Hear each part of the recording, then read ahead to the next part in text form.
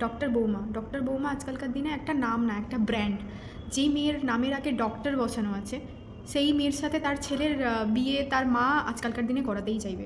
কিন্তু তার মা এটা চায় না সেই মেয়েটা তার লাইফে কেরিয়ারে প্রোগ্রেস করুক। ডক্টর বৌমা বাড়িতে আসবে, এসে সংসার গোছাবে, রান্নাবান্না করবে, বাড়িতে বাচ্চা কাচ্চা সামলাবে। ডাক্তার বৌমাকে নিয়ে সোসাইটির মধ্যে এত ক্রেজ এখন। ডক্টর হলে কী হয়, বাইরে থেকে যখন অতিথিরা আসে, ডক্টর মেয়েকে ট্রেতে সাজিয়ে সবার সামনে পেশ করা হয়। দেখো দেখো দেখো, আমার আমার মেয়ে ডক্টর, আমার বৌমা ডক্টর, দেখো দেখো তোমরা সবাই দেখো।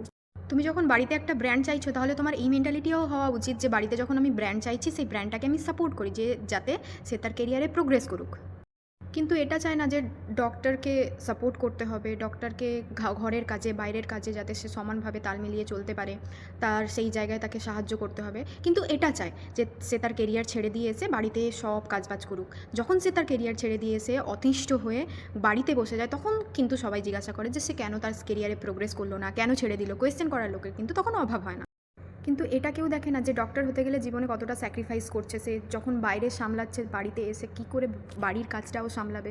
সেই চিন্তাভাবনা করার মতো, সেই ধারণার মানসিকতার লোক আজকালকার দিনে অনেক কম।